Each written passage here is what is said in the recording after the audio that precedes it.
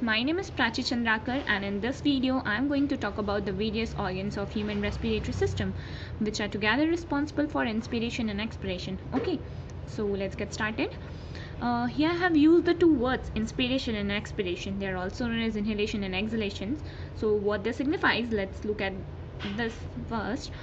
Both inspiration and expiration, they both are the two phases of respiration. Okay, but when we see the mechanisms, it's just opposite.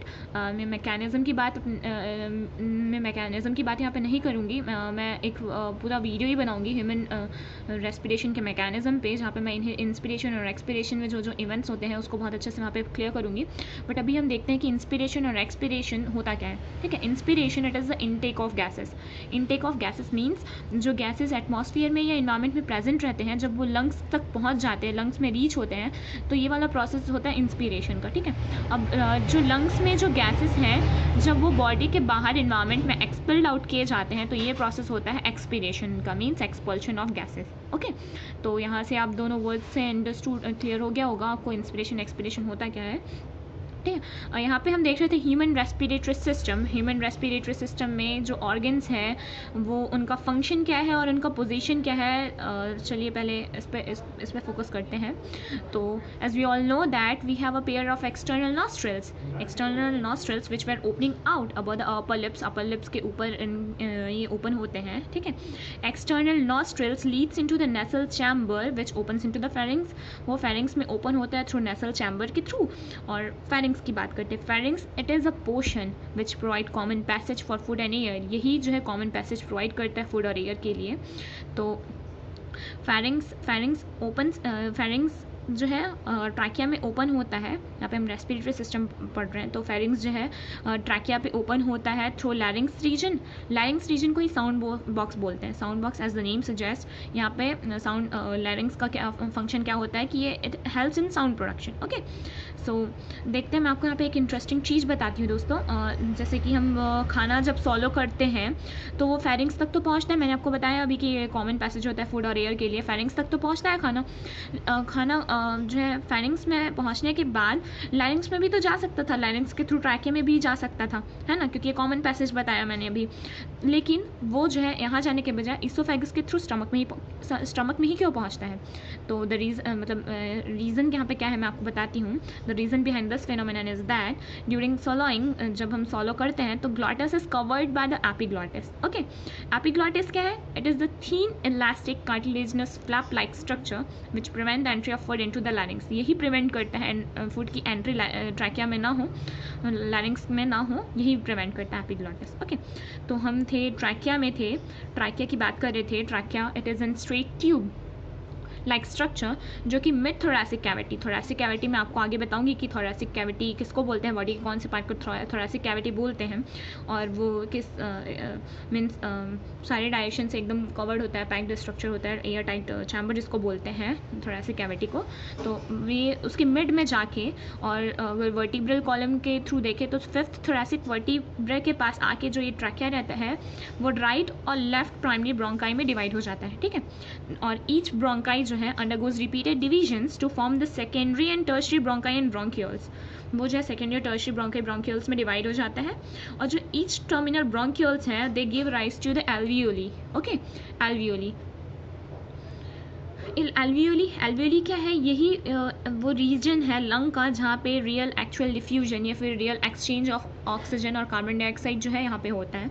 Alveoli की बात बताती हूँ. Alveoli होता क्या है? It is in थीन, बहुत thin और irregular walled होता है, क्योंकि इसको सरफेस एरिया इंक्रीज़ करना रहता है, क्योंकि जितना ज़्यादा सरफेस एरिया रहेगा उतना ज़्यादा एक्सचेंज का प्रोसेस जो है ईजिली हो पाएगा. और ये वेस्कुलराइज बैग लाइक स्ट्रक्चर होता है. वेस्कुलराइज क्योंकि ये ब्लड कैपिलरीज का नेटवर्क पाया जाता है, जहाँ मीन्स आपको तो पता है ना कि डिफ्यूजन जो है रेस्पिरेशन एल्वियोली और ब्लड कैपिलरीज के बीच में ही क्या बोलते हैं एक्सचेंज का जो प्रोसेस होता है वो होता है. तो ये वेस्कुलराइज बैक लाइक स्ट्रक्चर होता है. ठीक है, अब हम आते हैं लंग्स की बात करते हैं. जैसा कि हमको सबको पता है कि वी हैव 2 लंग्स, है ना, और each lungs they are covered by double layered pleura.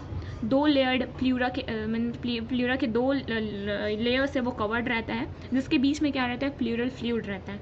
Pleural fluid का फंक्शन क्या होता है मैं आपको यहाँ पे बताती हूँ। जैसे कि हम सांस लेते हैं और छोड़ते हैं तो यहाँ पे फ्रिक्शन प्रोड्यूस होता है लंग्स में, तो जो ये प्लूरल फ्लूइड जो रहता है यही जो है फ्रिक्शन को रिड्यूस करने का काम करता है, ठीक है। इसलिए बहुत इंपॉर्टेंट रोल प्ले करता है रेस्पिरेशन में। रेस्पिरेटरी सिस्टम की बात करते हैं तो इसको हम दो पार्ट में डिवाइड कर सकते हैं। फर्स्ट है कंडक्टिंग पार्ट और दूसरा है रेस्पिरेटरी और एक्सचेंज पार्ट, ठीक है।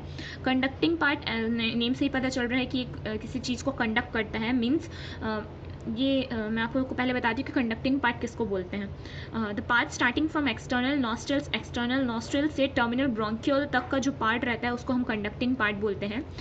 इसका फंक्शन मैं बताती हूँ, एज द नेम सजेस्ट मैं बताया, कंडक्ट करेगा किसको, एयर को, एटमॉस्फेरिक एयर को ट्रांसपोर्ट करता है एल्वियोली तक, इसका ये फंक्शन हो गया, ठीक है। और ये क्या करता है, जो इनहेल्ड गैस है उसको फॉरेन पार्टिकल से क्लियर करता है, फ्री करता है, ठीक है। जो इनहेल्ड गैस है, जो हमने इनहेल किया गैस, उसको ह्यूमिडिफाइज करता है और उसको बॉडी टेम्परेचर के अकॉर्डिंग कन्वर्ट करता है, ठीक है। ये उसके कंडक्टिंग पार्ट के फंक्शन हो गए। उसके बाद फिर जो रियल रेस्पिरेटरी और जहाँ एक्सचेंज पार्ट है, एक्सचेंज पार्ट मैंने आपको बताया एल्वियोली जो एक्सचेंज पार्ट होता है, तो रेस्पिरेटरी और एक्सचेंज पार्ट में क्या आते हैं, एल्वियोली और उसके डक्ट्स आते हैं, ठीक है। तो this is the site of actual diffusion of oxygen and carbon dioxide between the blood and atmospheric air, okay. तो ये हो गया रेस्पिरेटरी सिस्टम। हम लंग्स की बात कर रहे थे, तो लंग्स का पोजीशन देखते हैं। लंग्स जो है थोरैसिक चैम्बर में सिचुएटेड होता है।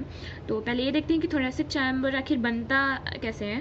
तो डॉर्सली मीन्स जो बॉडी का जो पीछे बैक वाला पोर्शन रहता है जहाँ पे वर्टिब्रल कॉलम्स प्रेजेंट होते हैं, तो डॉर्सली वो वर्टिब्रल कॉलम से कवर्ड रहता है। वेंट्रली सामने साइड वो स्टर्नम से कवर्ड रहता है, ठीक है। और लैटरली देखें तो वो रिब से कवर्ड होता है।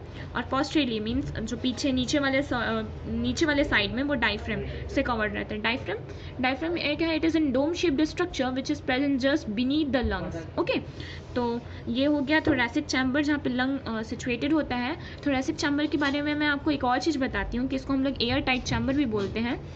एयर टाइट चैम्बर बोलने के पीछे भी एक रीज़न है, क्योंकि if there is any change in the volume of thoracic cavity then it will also reflect the lung or pulmonary cavity। ऐसा होता है क्योंकि हम लोग डायरेक्टली जो पल्मोनरी और लंग की कैविटी होती है उसको हम लोग डायरेक्टली चेंज मीन्स अल्टर नहीं कर सकते, ठीक है।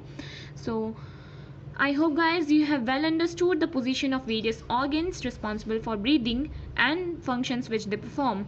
So all these concepts were going to be useful when we will study the mechanism of respiration. So stay tuned for my upcoming videos guys. So okay, bye bye.